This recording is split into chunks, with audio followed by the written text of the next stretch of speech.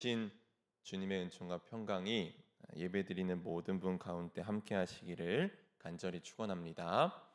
24절기 중 소서와 대서 사이를 지나고 있습니다. 그 말인즉슨 본격적으로 이 무더운 더위가 시작되었다는 말인데요. 여기에 장마까지 겹쳤죠. 그래서 장마가 지나가면 폭염과 열대야가 찾아온다고 합니다. 쉽지 않은 시기이지만 여러분 건강 유의하시고 하나님이 주시는 능력에 힘입어서 강건하게 나아가시기를 다시 한 번 더 간절히 축원합니다. 아멘. 지난주가 아니구나. 엊그제구나. 엊그제 제가 장례가 나서 충북 괴산에 다녀왔습니다. 그 내비가 가리키는 쪽으로 이제 괴산을 가다 보니까 뜻하지 않게 국도로 가게 되었습니다. 그러면서 이 차에 타신 분들이 할 일이 없으니까 밖에 보이는 풍경을 보면서 저게 참깨꽃이다. 뭐 저게 담뱃잎이다. 괴산에는 대학 찰옥수수가 유명하다 등등 뭐 뜻하지 않은 이 자연 공부를 하면서 갔습니다. 그러다가 어느 시골길을 지났는데 논에 심긴 벼가 벌써 이만큼이나 크게 자랐더라고요.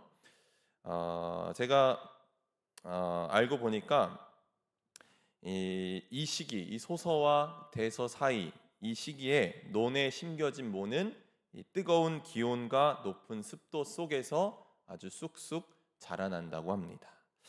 운전하면서 제가 잠깐 봤지만 이 무덥고 습한 여름철임에도 쑥쑥 자라고 있는 벼를 보면서 어려운 환경 속에서도 그것을 양분 삼아서 쑥쑥 자란다는 것이 저에게 가장 인상 깊게 다가왔습니다. 뜨거운 기온과 높은 습도라는 열악한 조건 속에서도 자라나는 벼처럼 우리도 고난을 자양분 삼아서 더 성숙하게 되었으면 좋겠습니다.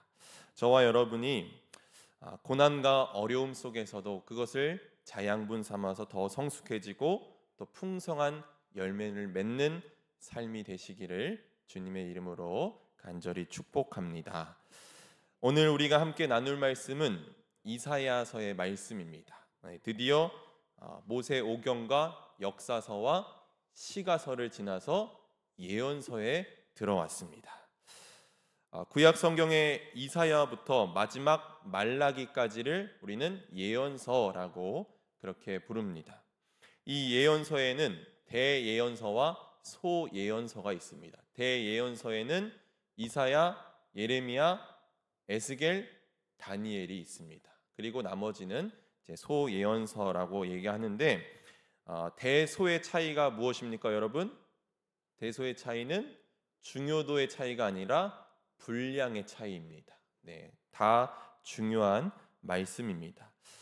사실 이사야서가 대예언서이기 때문에 다룰 말씀과 그 안에 담겨진 내용들이 굉장히 많이 있습니다. 그래서 이 짧은 시간에 다 다루기에는 물론 어떤 성경도 그렇지만 이사야서는 특히 더 많은 분량이기 때문에 다 다룰 수는 없고 오늘 말씀과 관련이 있는 몇 가지만 다루고자 합니다.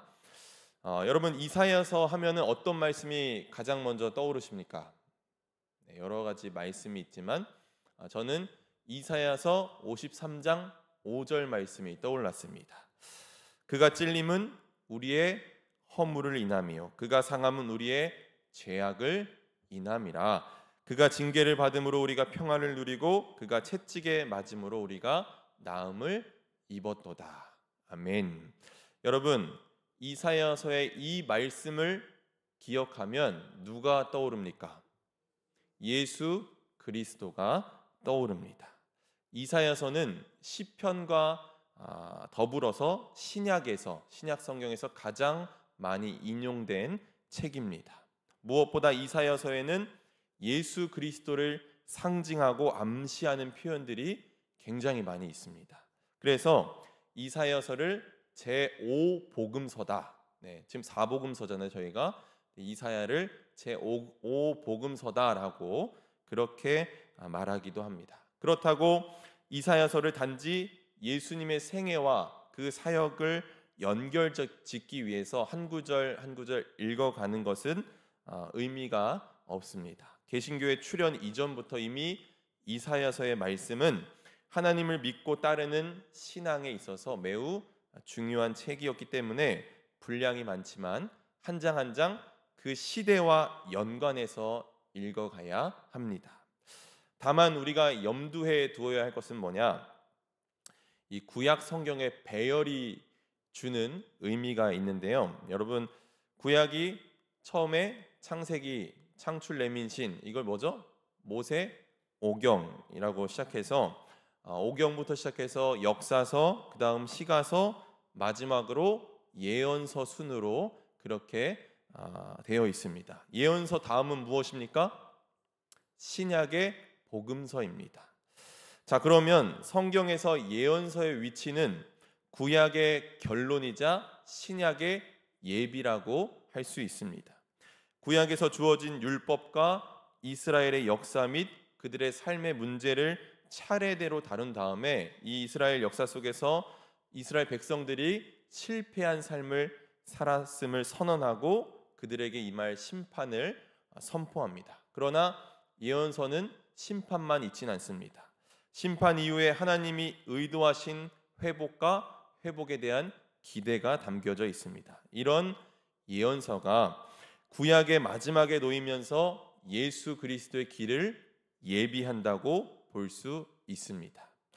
그러니까 예언서가 우리를 그리스도께로 이끌어가고 또 그리스도가 하신 일의 의미를 알기 위해서는 결국 예언자의 선포로 돌아가야 한다는 것입니다.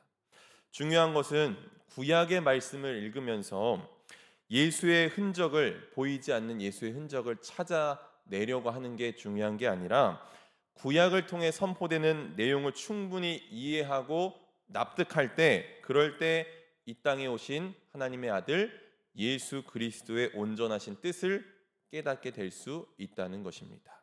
이것을 거꾸로 읽으려는 사람들이 많이 있는데 전혀 그렇지 않다는 것을 여러분 기억하시기 바랍니다. 이사야서의 주인공은 누구죠? 이사야입니다. 그는 하나님께 예언자로 부름받은 사람입니다. 예언자라는 말은 얼핏 앞일을 내다보는 사람이라는 인상을 주지만 실제로 예언자의 핵심 사명은 하나님을 대신해서 말하는 것입니다. 맡길 예자를 써서 하나님을 대신해서 하나님의 말씀을 전하는 게 바로 예언자입니다. 하나님께서 당신의 백성들에게 말씀하실 것이 있을 때 예언자를 통해서 말씀하시고 이후에 백성들에게 가서 예언자는 하나님의 말씀을 전합니다. 반대로 백성들의 어려움과 그 고난의 상황을 하나님께 앞에 가서 대신 말하는 것도 역시 예언자의 역할입니다. 하나님께서 백성들에게 예언자를 보내시는 경우는 어떤 상황일까요? 백성들이 하나님의 말씀을 순종할 때입니까? 네, 그때는 예언자가 필요 없습니다. 대개 그 백성이 하나님의 가르침을 떠나서 제멋대로 행하고 우상을 따르고 또 하나님의 공의와 정의가 실현되지 않을 때 예언자를 하나님은 보내십니다.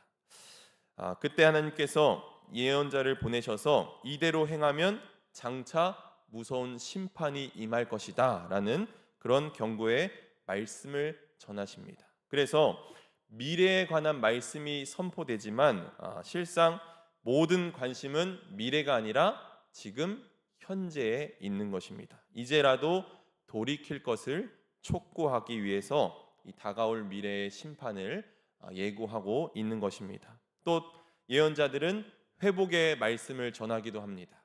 지금의 현실이 너무 참혹해서 견디기 어려울 때 하나님께서는 예언자를 보내셔서 두려워 말고 믿음으로 살아라. 이제 곧 영광스러운 미래가 다가올 것이다 라는 말씀을 전하게 하십니다. 이건 역시 미래를 말하지만 관심은 어디에 있다? 현재에 있다. 그럼 여러분, 예언자로 산다는 것은 행복했을까요? 불행했을까요? 예언자로 산다는 것.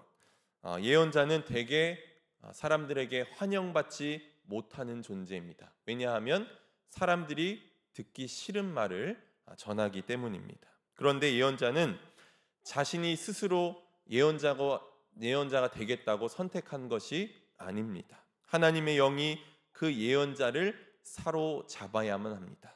그런데 하나님의 영이 그 예언자를 사로잡았을 때 그 영이 무엇을 깨닫게 하냐면 바로 하나님의 파토스, 하나님의 심정을 깨닫게 한다는 것입니다.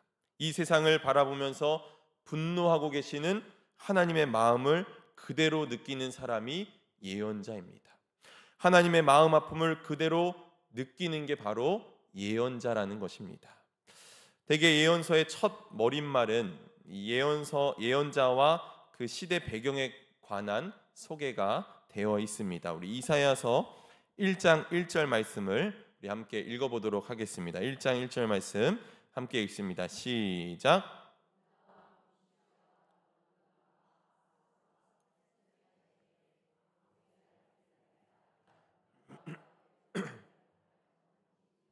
네, 말씀에 보니까 익숙한 왕들의 이름이 등장합니다. 우시야, 요담, 아하스, 히스기야. 다 들어보셨죠? 네, 이 학자들은 이사야의 활동 시기가 대략 이 왕들이 통치하던 그 시기를 추정해서 대략 주전 8세기 중엽부터 후반에 이르는 시기에 활동했다라고 그렇게 봅니다. 우시야와 요담이 다스렸던 시기는 유다의 번성기였습니다. 안으로는 부유하고 평화로웠으며 밖으로는 국력이 튼튼했습니다. 반면 아하스와 히스기야 왕이 다스리던 시기에 정세는 급변합니다. 아시리아라는 거대한 제국이 급부상해서 고대 중동의 패권을 장악하고 이로 인해 유다는 국제 정치의 거센 소용돌이에 휘말리게 됩니다.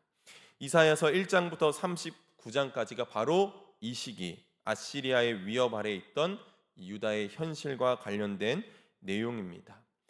이 시기가 굉장히 안정된 시기라고 했지만 하나님이 보시기에는 도덕적으로 타락하고 우상 숭배에 빠지고 외세에 의존해서 이 흔들리던 유다를 향해 하나님은 책망과 경고의 메시지를 선포하십니다.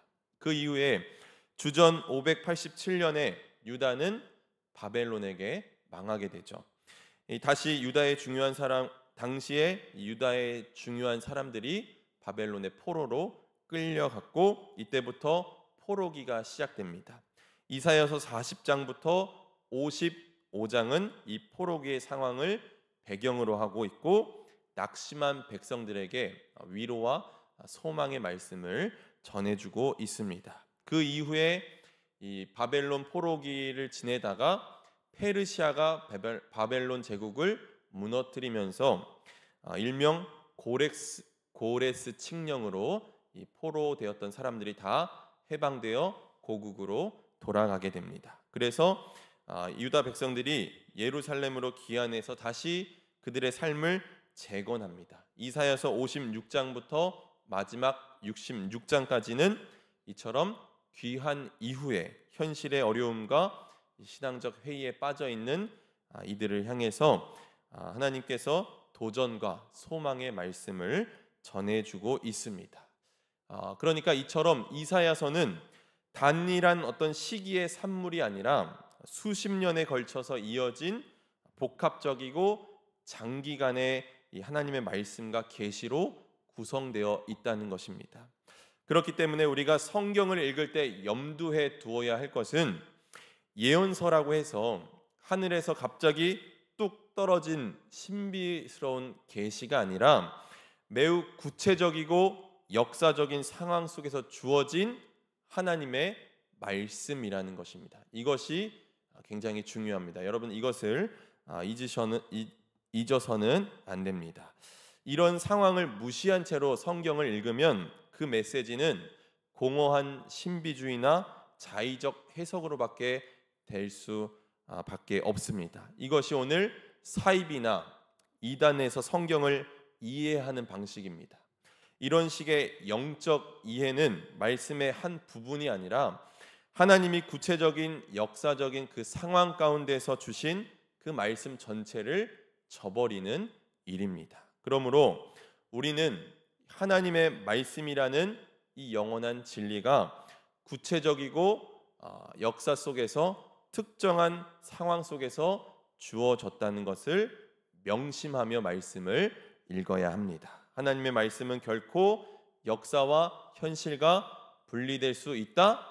없습니다.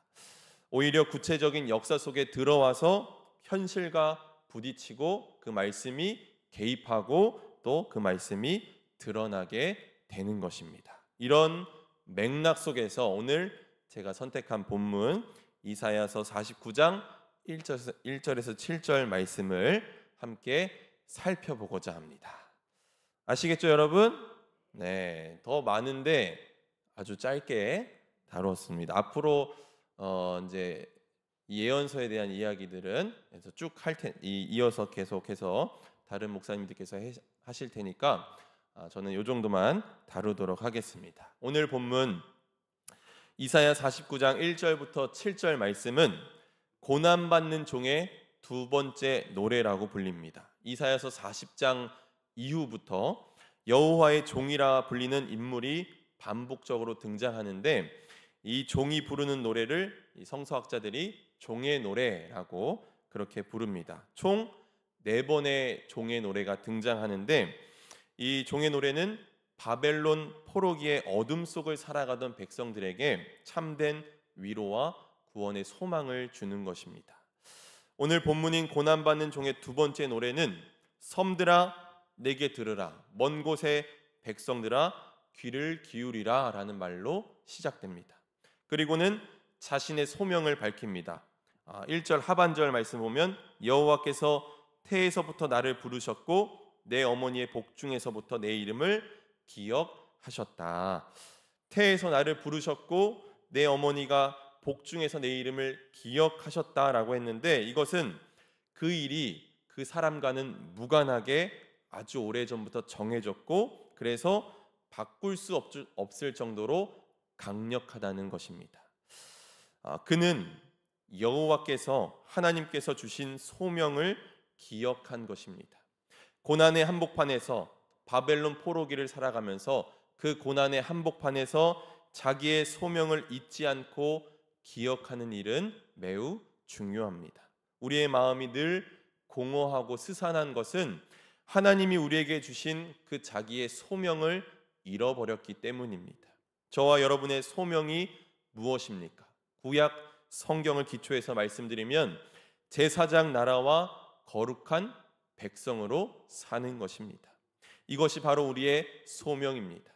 하나님 앞에서는 백성을 대변하고 백성들 앞에서는 하나님을 대변하는 존재가 되는 것입니다. 즉 하나님을 경외하며 산다는 것이 무엇인지를 보여주어야 하는 것입니다.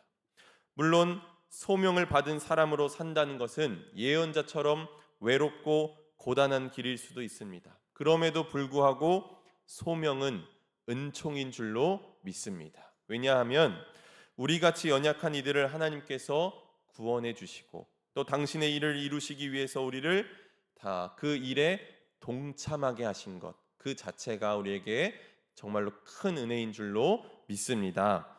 이렇게 하나님이 부르신 자들을 하나님께서는 훈련을 시키십니다.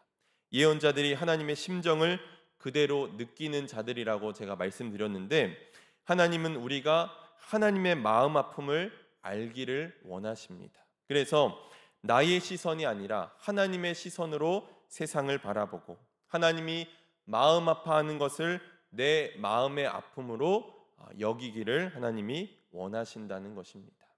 2절 말씀에서 여호와의 종도 이렇게 고백합니다. 내 입을 날카로운 칼같이 만드시고 나를 그의 손그늘에 숨기시며 나를 갈고 닦은 화살로 만드사 그의 화살통에 감추시고 이는 하나님이 언제라도 쓸 수 있는 무기로 준비된다는 말씀입니다. 그런데 하나님은 잘 준비된 여호와의 종뿐만이 아니라 감추어진 종도 말씀합니다. 여호와의 종은 날카로운 칼이고 갈고 닦은 화살이지만 여호와의 손 그늘과 화살통 안에 감추어져 있습니다. 이게 무슨 뜻입니까? 세상은 여호와의 종을 알아보지 못한다는 것입니다. 왜냐하면 그들에겐 하나님의 시선이 아니라 자기의 시선, 세상의 시선으로만 보기 때문입니다. 세상이 알아보지 못하는 그를 향해 하나님은 너는 나의 종이다. 내 영광을 네 속에 나타낼 이스라엘이다 라고 그렇게 말씀하고 계십니다. 하나님은 여호와의 종을 통해 세상 가운데 하나님의 영광을 드러내실 줄로 믿습니다. 바로 저와 여러분을 통해서 하나님의 영광이 드러나게 될 줄로 믿습니다. 아멘.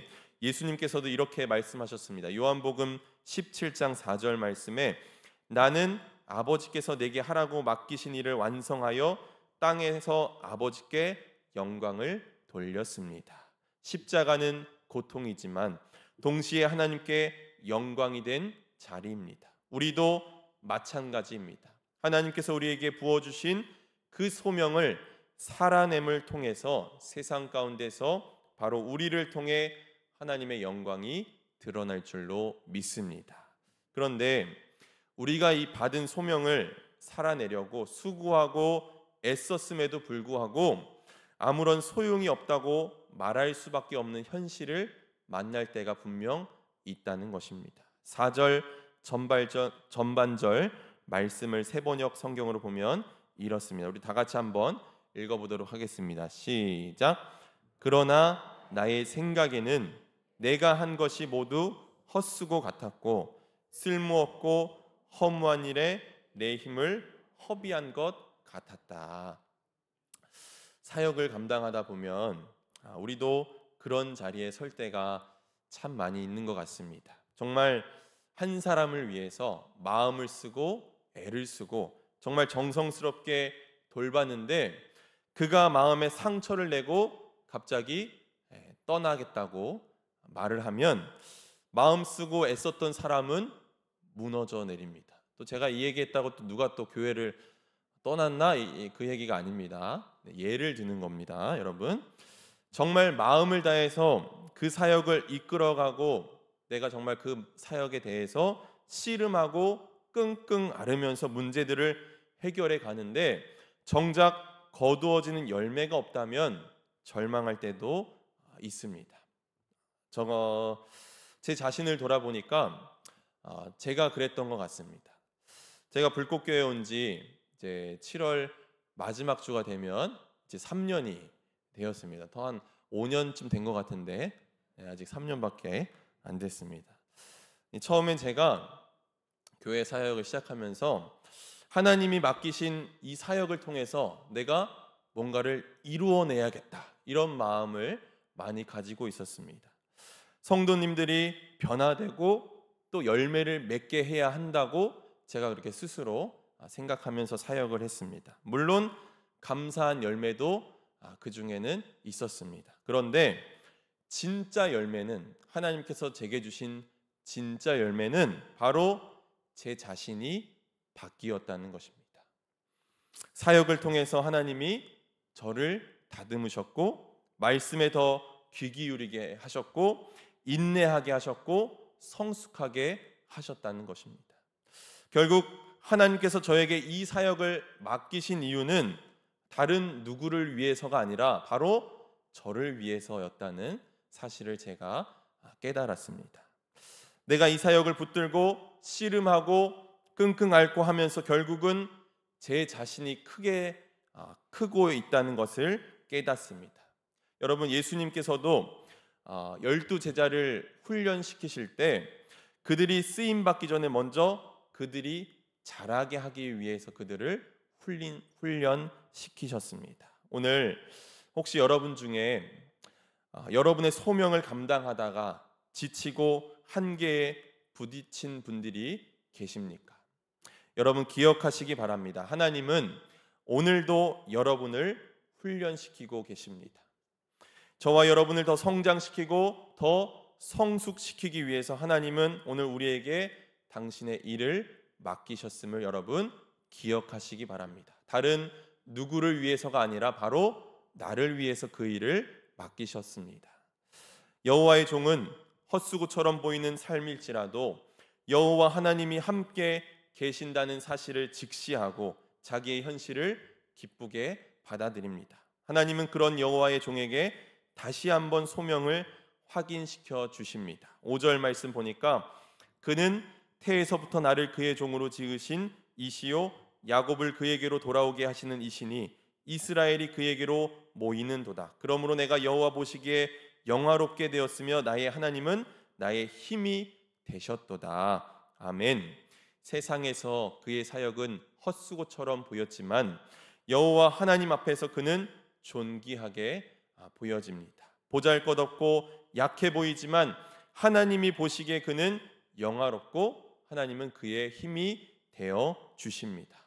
소명을 죄하긴한 이 여호와의 종에게 이제 새로운 비전이 제시됩니다. 마지막으로 우리 6절 하반절 말씀 우리 함께 읽도록 하겠습니다. 함께 읽습니다. 시작. 내가 또 너를 이방의 빛으로 삼아 나의 구원을 베풀어서 땅 끝까지 이르게 하리라. 아멘. 사랑하는 성도 여러분, 하나님은 우리를 빛이라 부르셨습니다. 너는 빛이 되어야 해가 아니라 이미 하나님이 우리를 빛으로 부르셨다는 사실이 중요합니다. 이것이 우리가 붙들어야 할 소명입니다. 소명을 잃어버릴 때 우리는 작은 문제와 작은 고난 앞에서도 지치고 낙심하고 쓰러집니다. 현실의 어두움은 사방에서 우리를 우겨싸고 답답한 일을 만나게 하고 넘어지게 만듭니다. 때로는 내가 지금까지 한 일이 다 헛수고인가, 다 헛된 일인가 하는 회의가 밀려올 때도 분명 있습니다. 그러나 여러분 기억하십시오. 세상이 어두울수록 하나님은 우리를 더 분명한 빛으로 세워 가십니다. 애굽에 출애굽하기 전에 애굽에 내려졌던 9번째 재앙은 흑암이었습니다. 사람들이 서로 볼 수 없고 제자리를 뜰 수도 없었습니다. 그런데 성경은 이렇게 전합니다. 그러나 이스라엘 자손이 사는 곳에는 어디에나 빛이 있었다. 아멘. 오늘 우리 안에도 그 빛이 있습니다. 우리가 잘나서가 아니라 하나님이 우리 안에 거하시기 때문에 그 빛이 환하게 비춰지는 것입니다. 지금까지 걸음이 헛수고처럼 느껴졌을지라도 때로는 눈물로 실패로 외로움으로 걸어온 길일지라도 그 길은 결코 헛되지 않습니다. 하나님이 우리를 부르셨고 우리 안에 빛을 두셨기 때문입니다. 그래서 우리는 이렇게 고백해야 합니다. 나는 주를 섬기는 것에 후회가 없습니다. 제가 원래는 나를 세상의 빛으로 그 찬양을 부르려고 했는데 말씀을 준비하다가 이 찬양이 계속 맴돌아서 이 찬양을 같이 은혜를 나눠야겠다는 마음이 있었는데요. 여러분 이 찬양 아시는 분도 있고 모르시는 분도 있겠지만 이 찬양의 가사가 이렇습니다. 제가 한번 짧게 같이 불러보면 악보도 준비했습니다. 한번 따라서 불러보시면 좋을 것 같습니다. 나의 평생에 가장 복된 일은 내가 예수님을 만난 것이라. 나의 평생에 가장 잘한 일은 내가 예수님을 주로 섬긴 것이라. 세상 살 동안 내가 걷는 길이 때론 험하여서 넘어질 때도 주의 강한 손이 나를 붙드시니 나는 예수님만 주로 섬기며 살림. 나는 주를 섬기는 것에 후회가 없습니다. 내가 걸어온 모든 시간 다 주의 은혜니 내가 걸어갈 모든 날도 주만 섬기며 살리. 오직 예수 이름 부르며 살아가리라. 아멘. 사랑하는 성도 여러분, 이 찬양의 고백이 우리의 고백이 되었으면 좋겠습니다. 나는 주님을 섬기는 것에 후회가 없습니다. 우리가 주를 섬긴 이 길은 후회가 없는 길입니다. 왜냐하면 이 길은 하나님께서 우리에게 친히 맡기신 길이기 때문입니다. 빛이 보이지 않는 날도 있었고 지치고 무너진 날도 있었지만 그 모든 여정 속에서 하나님은 우리를 다듬고 계셨습니다. 그리고 오늘도 우리에게 말씀하십니다. 너는 나의 종이다.